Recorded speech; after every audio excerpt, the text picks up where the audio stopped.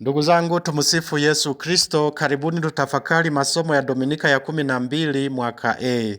Somo la kwanza ni kutoka kitabu cha nabii Yeremia sura ya 20 aya 10 hadi 13. Wimbo wa katikati ni Zaburi ya 69. Somo la pili ni waraka wa mtume Paulo kwa Warumi sura ya 5 aya 12 hadi 15. Injili ni ya Mathayo sura ya 10 aya 26 hadi 33. Ndugu zangu, tumebatizwa na kutumwa kutangaza Injili na kuishi Injili. Yesu alisema katika Injili ya Dominika ya 12 mwaka A, alisema hivi: msiwaogope wauao mwili, wasiweze kuiua na roho.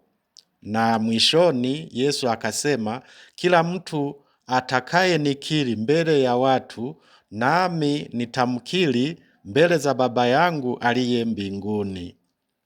Hongera kwa wafiadini wote au mashahidi wote waliozingatia maneno hayo ya Yesu. Kuna wafiadini au mashahidi katika Agano la Kale, hasa wanaosimuliwa na kitabu cha pili cha Makabayo sura ya 7. Kuna wafiadini wengi katika karne za mwanzo wa kanisa hadi karne ya 4.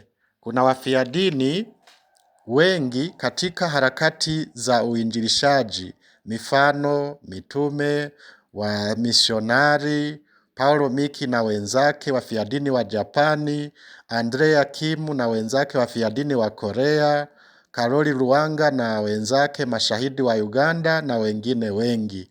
Tuwapongeze sana. Walitusaidia kukomaa na sisi katika imani yetu. Tunaweza tukasema kwamba kifodini cha namna hiyo ya umwagaji damu ni kifodini chekundu, maana damu yenyewe ni nyekundu. Lakini kuna kifodini cha namna nyingine, kifodini cheupe bila umwagaji damu. Ni kifodini cha mtu mwaminifu anayeteseka kutokana na imani yake bila damu kumwagika. Mtu anayepitia changamoto nyingi kutokana na msimamo wake imara kiimani, au tu kwa sababu ni mtu mwenye haki. Ni mtu anayechukiwa na wasaliti au wakosefu kwa sababu moja tu: kauli yake au mwenendo wake unawashtaki wasaliti au wakosefu. Muumini wa namna hiyo anazingatia amri za Mungu katika maisha yake au sehemu zake za kazi.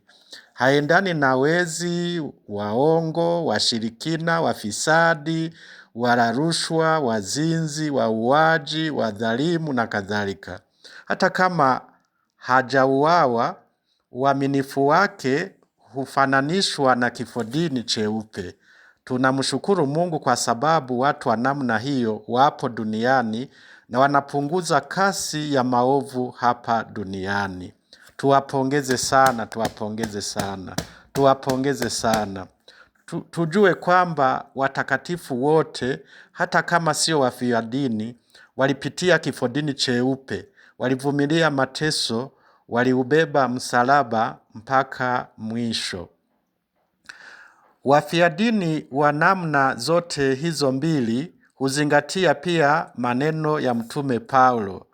Paulo alisema, ni nani atakayetutenga na upendo wa Kristo? Je, ni dhiki au shida au adha au njaa au uchi au hatari au upanga?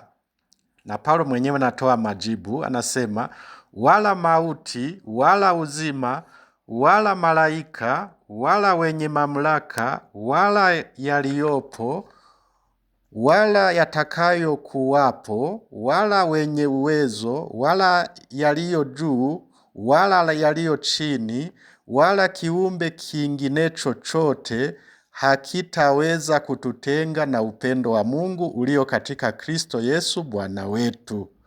Rejea waraka kwa Warumi sura ya 8 aya 35 na aya 38 hadi 39.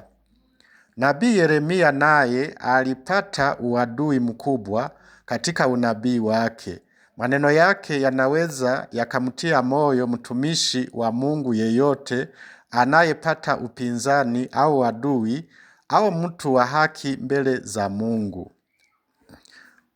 Yeremia anasema hivi: Bwana yu pamoja nami, mfano wa shujaa mwenye kutisha. Kwa hiyo hao wanaonionea watajikwaa, wala hawatashinda, watatahayarika sana.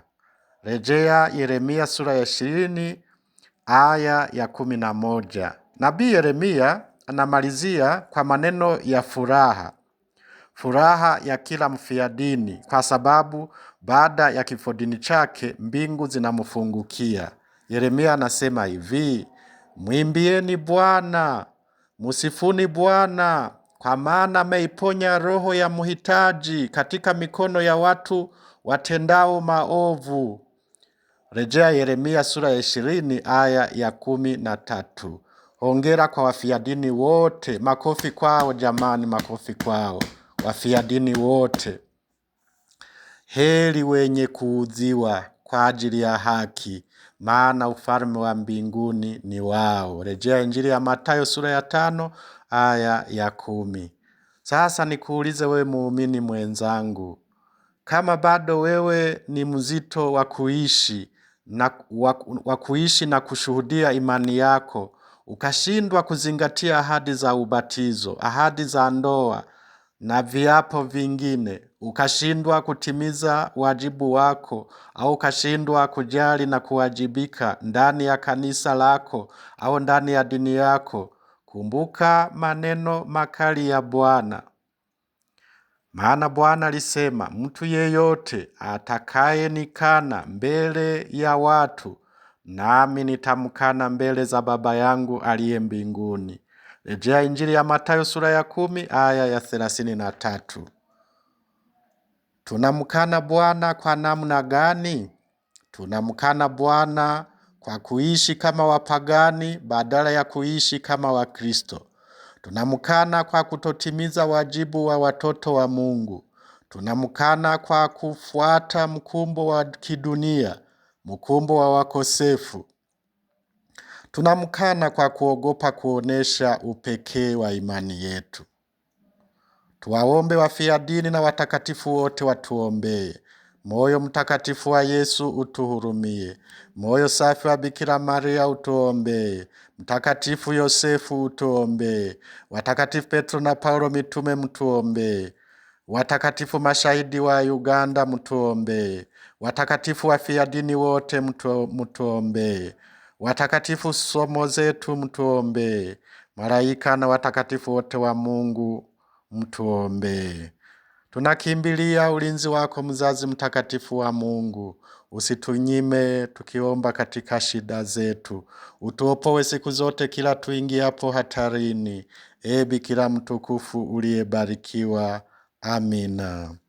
Atukuzwe Baba na Mwana na Roho Mtakatifu, kama mwanzo na sasa na siku zote na milele. Amina.